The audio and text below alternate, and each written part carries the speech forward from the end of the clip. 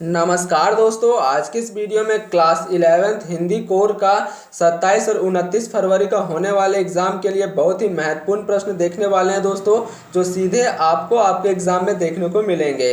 दोस्तों, आप लोगों के एग्ज़ाम में 27 और 29 फरवरी को यही प्रश्न देखने को मिलेंगे, तो वीडियो को पूरा देखें ताकि आपका एक भी प्रश्न ना छूटे। और अगर आप लोग चैनल पर नए हैं तो चैनल को सब्सक्राइब कर लें और इसे दोस्तों के साथ भी ज़्यादा से ज़्यादा शेयर करें ताकि वे लोग भी इसका लाभ उठा सके और उन लोगों को भी पता चल सके कि एग्जाम में किस प्रकार से प्रश्न पूछा जाता है। तो देखिए दोस्तों, खंड खा में जो आपसे पूछा जाएगा वो गद्यांश पूछा जाएगा। ठीक है, खंड खा में क्या पूछा जाएगा? गद्यांश पूछा जाएगा। इस गद्यांश को दोस्तों आपको खुद से पढ़ लेना है। मैं आप लोगों को सीधा इसका आंसर बता देता हूँ। ये बहुत आसान होता है दोस्तों। जैसे जैसे आप लोग गद्यांश को पढ़ेंगे वैसे वैसे आप लोगों को प्रश्न का उत्तर मिलते जाएगा। ठीक है, ये बहुत ही आसान होता है। तो पहला नंबर प्रश्न देखिए दोस्तों, पूछा गया है इस गद्यांश से, प्रस्तुत गद्यांश का उचित शीर्षक दे। ठीक है, इसका शीर्षक क्या हो सकता है ये आपसे पूछा गया है। आप लोग पैसेज को पढ़ेंगे दोस्तों तो आपको पता चल जाएगा कि इसका शीर्षक क्या हो सकता है। शीर्षक वही होता है दोस्तों जो शब्द जो है वह ज्यादा बार रिपीट होता है। ठीक है, ज्यादा बार जो शब्द आता है वही शीर्षक होता है।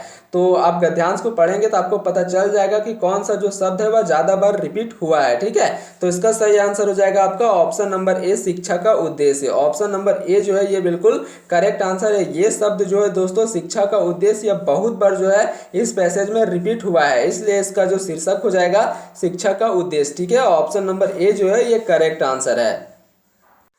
दूसरा नंबर प्रश्न देखिए दोस्तों, शिक्षा कब तक जारी रहती है? 21 साल तक, जीवन पर्यंत तक, 16 साल तक, बचपन तक। तो इसका करेक्ट आंसर हो जाएगा दोस्तों जीवन पर्यंत तक। ठीक है, ऑप्शन नंबर बी जो है ये करेक्ट आंसर है। तीसरा नंबर प्रश्न देखिए, जीवन की तुलना किससे की गई है? नदी से की गई है, तालाब से किया गया है, झील से किया गया है, सुबह समुद्र से किया गया है। तो आप लोग पैसेज को पढ़ेंगे दोस्तों तो आपको पता चलेगा कि जो जीवन की तुलना है वो नदी से किया गया है। ऑप्शन नंबर ए जो है ये करेक्ट है। 4 नंबर प्रश्न देखिए, शिक्षा का वास्तविक उद्देश्य क्या है? परंपराओं को जानना, यांत्रिक हो जाना, परीक्षाएं पास कर लेना, या फिर ऑप्शन डी है जो दोस्तों, ऑप्शन नंबर डी में हो जाएगा दोस्तों यहाँ पे सृजनशील बनना। ठीक है, क्या हो जाएगा यहाँ पे? सृजनशील बनना। ठीक है, तो इसका जो राइट आंसर हो जाएगा दोस्तों ऑप्शन नंबर डी हो जाएगा। ठीक है, सृजनशील बनना। आगे देखिए दोस्तों 5 नंबर प्रश्न, 5वां नंबर जो प्रश्न पूछा गया दोस्तों पैसेज से आपका, जीवन शब्द का क्या अर्थ होता है? जीना, जीवन से भरा होना, जीना सीखना, शून्य हो जाना। तो इसका सही आंसर हो जाएगा दोस्तों जीवन से भरा होना। ऑप्शन नंबर बी जो है ये करेक्ट आंसर है। नेक्स्ट प्रश्न देखिए, नेक्स्ट आपसे पूछा जाएगा काव्यांश। ठीक है, ये क्या पूछा जाएगा? काव्यांश पूछा जाएगा दोस्तों। इस काव्यांश को आपको खुद से कर पढ़ लेना है, मैं आप लोगों को सीधा आंसर बता देता हूँ। ठीक है, इस काव्यांश से टोटल आपका 4 प्रश्न पूछा जाएगा। ठीक है, यहाँ पे आपसे पूछा जाएगा, देखिए 10 नंबर में आपसे जो प्रश्न पूछा गया है दोस्तों, शांति कब संभव है? ठीक है, सॉरी फ्रेंड्स, यहाँ पे जो 6 नंबर में प्रश्न पूछा गया है, शांति कब संभव है? ठीक है, शांति कब संभव है इस काव्यांश के अनुसार? सुख भाग जब सम हो, सुख भाग जब सम ना हो। ऑप्शन सी है दोस्तों, किसी को अधिक मिल जाए, किसी को कम मिलने पर। तो इसका करेक्ट आंसर हो जाएगा आपका ऑप्शन नंबर ए। ठीक है, सुख भाग जब सम हो, ऑप्शन नंबर ए जो है ये करेक्ट है। आगे देखिए 7 नंबर प्रश्न पूछा गया है, न्याय योचित का क्या अर्थ है? ठीक है, न्याय योचित का क्या अर्थ है? न्याय के अनुसार उचित, न्याय के अनुसार अनुचित, न्याय द्वारा प्राप्त, या फिर न्याय नहीं करना। तो इसका सही आंसर हो जाएगा आपका ऑप्शन नंबर ए। ठीक है, न्याय के अनुसार उचित, ऑप्शन नंबर ए जो है ये करेक्ट है। नेक्स्ट प्रश्न देखिए 8 नंबर प्रश्न है, तेजस्वी के युद्ध में क्या भूमिका होती है? ठीक है, तेजस्वी के युद्ध में क्या भूमिका होती है?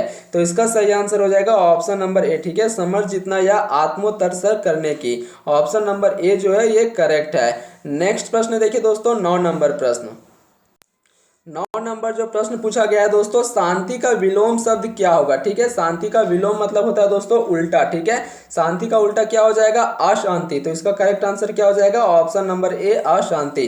10 नंबर प्रश्न देखिए, समर शब्द का क्या अर्थ है? ठीक है, समर शब्द का क्या अर्थ है? शाम होना, युद्ध, समरस, अमर। तो इसका सही आंसर हो जाएगा दोस्तों युद्ध। ठीक है, ऑप्शन नंबर बी जो है ये करेक्ट है। आगे देखिए, आगे आपसे पूछा जाएगा दोस्तों खंड खा में आपसे पूछा जाएगा पैसे, यहाँ से आपसे पूछा जाएगा दोस्तों आपका व्याकरण। ठीक है, अभिव्यक्ति और माध्यम से यहाँ से आपका प्रश्न पूछा जाएगा 11 नंबर से। ठीक है, और ये टोटल आपका 9 प्रश्न पूछा जाएगा। ठीक है, कितना प्रश्न पूछा जाएगा? 9 प्रश्न पूछा जाएगा। ठीक है, 11 नंबर देखिए, आपसे पूछा गया है निबंध का अर्थ क्या होता है। ठीक है, निबंध का अर्थ क्या होता है? बांधना, तोड़ना, ऑप्शन बी है दोस्तों आपका घटाना, ऑप्शन डी है जोड़ना। तो इसका राइट आंसर हो जाएगा आपका बांधना। ठीक है, ऑप्शन नंबर ए जो है ये करेक्ट आंसर है। देखिए 12 नंबर प्रश्न पूछा गया है माता के नाम पत्र, पत्र लेखन किस भेद के अंतर्गत आते हैं? तो ये दोस्तों आप लोगों का अनौपचारिक पत्र के अंतर्गत आते हैं। ठीक है, ऑप्शन नंबर बी जो है ये करेक्ट है। 13 नंबर प्रश्न देखिए संपादकीय किसके द्वारा लिखा जाता है? तो संपादकीय दोस्तों संपादक के द्वारा लिखा जाता है। ऑप्शन नंबर बी जो है ये करेक्ट है। आगे देखिए अगला जो प्रश्न है जनसंचार का श्रव्य माध्यम कौन सा है? श्रव्य मतलब होता है दोस्तों जिसे केवल सुना जा सकता है। ठीक है, तो किसे हम लोग सुनते हैं? रेडियो को। ठीक है, इसलिए जनसंचार को जो श्रव्य माध्यम हो जाएगा वो आपका हो जाएगा रेडियो। ऑप्शन नंबर सी जो है ये करेक्ट है। देखिए 15 नंबर प्रश्न पूछा गया है समाचार लेखन की शैली क्या कहलाती है? तो ये दोस्तों उल्टा पिरामिड शैली कहलाती है। ऑप्शन नंबर बी जो है ये करेक्ट आंसर है। 16 नंबर प्रश्न देखिए रिपोर्ट में दी गई जानकारी का स्वरूप कैसा होना चाहिए? काल्पनिक होना चाहिए, कथात्मक होना चाहिए, विस्तृत होना चाहिए। ऑप्शन नंबर डी है दोस्तों तथ्यात्मक और सच्ची घटना पर आधारित होना चाहिए। तो इसका राइट आंसर हो जाएगा ऑप्शन नंबर डी। ठीक है, तथ्यात्मक और सच्ची घटना पर आधारित होना चाहिए। ऑप्शन नंबर डी जो है दोस्तों ये बिल्कुल सही आंसर है। 17 नंबर आपसे प्रश्न पूछा गया दोस्तों समाचार लेखन में कितने ककार होते हैं? ककार मतलब होता है दोस्तों आपका कब, कहाँ, कैसे, क्यों, ये सब आपका ककार होता है। ठीक है, तो ये टोटल दोस्तों 6 प्रकार का होता है। ऑप्शन नंबर बी जो है इसका बिल्कुल करेक्ट आंसर है। 18 नंबर प्रश्न देखिए आलेख डॉट एक का ही रूप है। ठीक है, आलेख डॉट का ही एक रूप है। किसका रूप है दोस्तों? आलेख, निबंध का, नाटक का, उपन्यास का या फिर एकांकी का।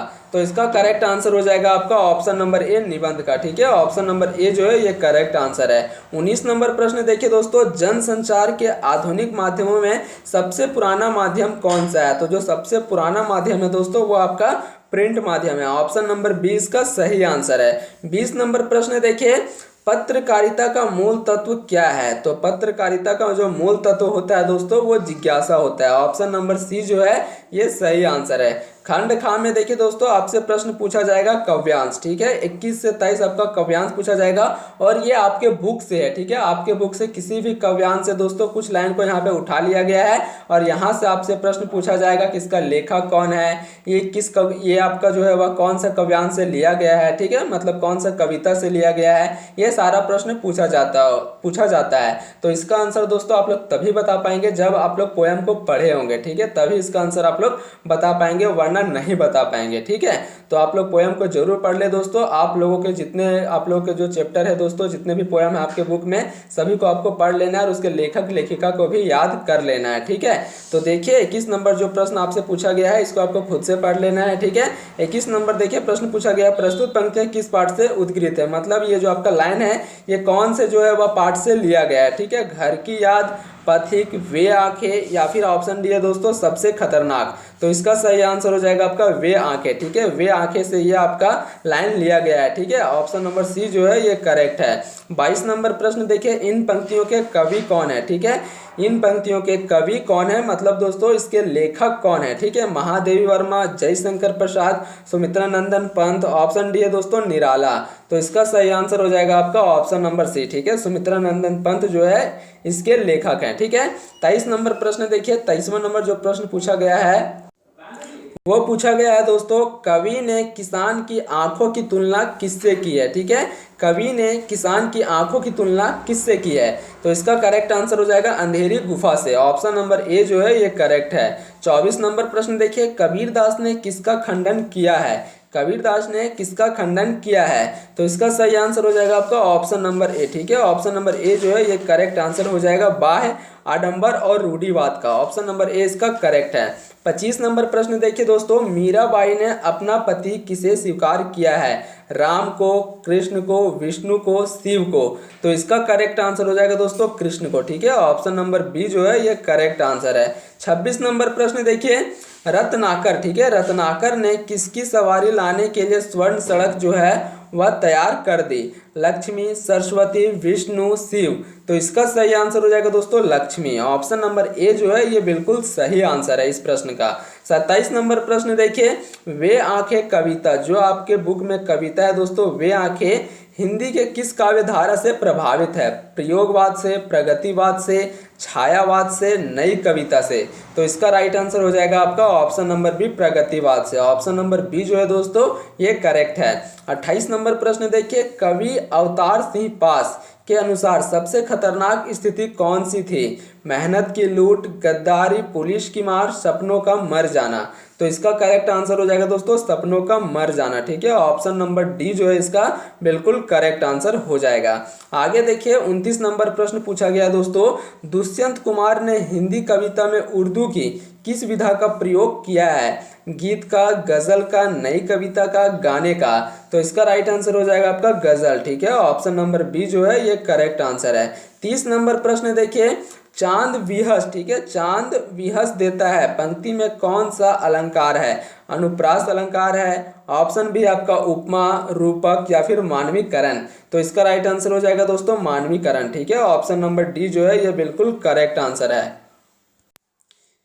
31 से 33 नंबर प्रश्न देखिए दोस्तों, फिर से आप लोगों को गद्यांश पूछा जाएगा। ठीक है, आप लोगों के एग्जाम में दोस्तों अधिकतर गद्यांश ही पूछा जाएगा, तो आप लोगों को गद्यांश बनाना आना चाहिए। ठीक है, गद्यांश टोटल दोस्तों आप लोगों को 15 मार्क्स का पूछा जाएगा। ठीक है, ये बहुत ही आसान होता है, बस आपको पढ़ते जाना है, आपको आंसर मिलते जाएगा। ठीक है, ये जो गद्यांश है दोस्तों ये आपके बुक से लिया गया है, किसी भी चैप्टर से कुछ लाइन को यहाँ पे उठा लिया गया है। ठीक है, और इससे प्रश्न आपका पूछा गया है। 31 नंबर प्रश्न देखिए, 31 नंबर प्रश्न है, प्रस्तुत गद्यांश किस पाठ से लिया गया? ये जो आपका पाठ है दोस्तों, ये लाइन जो है वो कौन से पाठ से लिया गया है? ठीक है, विदाई संभाषण, गलत लोहा, भारत माता या फिर आत्मा का ताप। तो इसका करेक्ट आंसर हो जाएगा ऑप्शन नंबर सी। ठीक है, भारत माता। ऑप्शन नंबर सी जो है ये बिल्कुल करेक्ट आंसर है। 32 नंबर प्रश्न देखिए, भारत माता की जय का क्या अर्थ है? ठीक है, भारत माता की जय का क्या अर्थ है? तो इसका सही आंसर हो जाएगा दोस्तों ऑप्शन नंबर बी। ठीक है, देश के करोड़ों लोगों की जय। ऑप्शन नंबर 20 का करेक्ट है।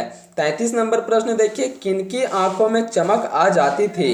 गांव के लोगों की, सैनिकों की, मजदूरों की, व्यापारियों की।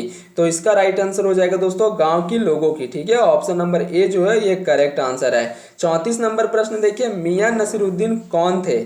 मियां नसीरुद्दीन कौन थे? कवि थे, नानाभाई थे, सैनिक थे, लेखक थे। तो इसका राइट आंसर हो जाएगा नानाभाई। ऑप्शन नंबर बी जो है ये सही आंसर है। 35 नंबर प्रश्न देखिए दोस्तों, 35वां नंबर प्रश्न आपका है, पथेर पंचाली फिल्म के निर्माण में सत्यजीत राय को, ठीक है, पथेर पंचाली फिल्म के निर्माण में सत्यजीत राय को सबसे अधिक, ठीक है, सबसे अधिक किस कठिनाई का सामना करना पड़ा? सामाजिक, आर्थिक, मानसिक, शारीरिक। तो इसका सही आंसर हो जाएगा दोस्तों आर्थिक। ठीक है, ऑप्शन नंबर बी जो है ये सही आंसर है। 36 नंबर प्रश्न देखिए, विदाई संभाषण पाठ में किसकी विदाई की चर्चा की गई है? लॉर्ड कर्जन की, ऑप्शन नंबर बी है दोस्तों मैकाले की, वैरन हेस्टिंग की, माउंटबेटन की। तो इसका सही आंसर जो हो जाएगा दोस्तों ऑप्शन नंबर ए। ठीक है, Lord Curzon. Option number A जो है ये करेक्ट आंसर है। 37 नंबर प्रश्न देखिए दोस्तों, गलता लोहा के लेखक कौन है? आपके जो बुक है दोस्तों उसमें एक चैप्टर है आपका गलता लोहा। ठीक है, इसके लेखक कौन है? मनु भंडारी, शेखर जोशी, मोहन राकेश, कृष्णचंद्र।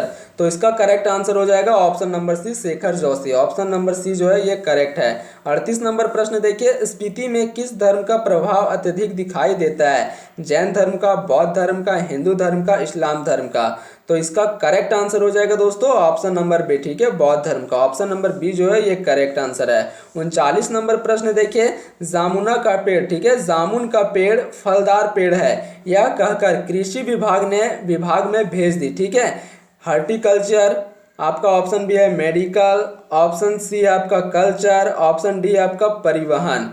तो इसका जो सही आंसर हो जाएगा दोस्तों ऑप्शन नंबर ए, हॉर्टिकल्चर। ठीक है, ऑप्शन नंबर ए जो है इस प्रश्न का बिल्कुल करेक्ट आंसर हो जाएगा। ठीक है, 40 नंबर प्रश्न देखिए पूछा गया है, आत्मा का ताप सैयद हैदर रजा किस विधा की रचना है? कहानी है, नाटक है, आत्मकथा है, ऑप्शन डी है दोस्तों एकांकी है। तो इसका जो राइट आंसर हो जाएगा ऑप्शन नंबर सी, आत्मकथा। ठीक है, ऑप्शन नंबर सी जो है ये बिल्कुल करेक्ट आंसर है। ये था दोस्तों 40 महत्वपूर्ण सवाल हिंदी कोर का, जो 27 और 29 फरवरी के एग्जाम में आपको देखने को मिलेगा। दोस्तों अगर वीडियो अच्छी लगी हो तो चैनल को सब्सक्राइब कर ले, वीडियो को लाइक कर ले, दोस्तों के साथ शेयर करें और कमेंट करें कि आपको कौन कौन सा जो सब्जेक्ट का MCQ प्रश्न चाहिए। मिलते हैं दोस्तों नेक्स्ट वीडियो में, तब तक के लिए जय हिंद जय भारत।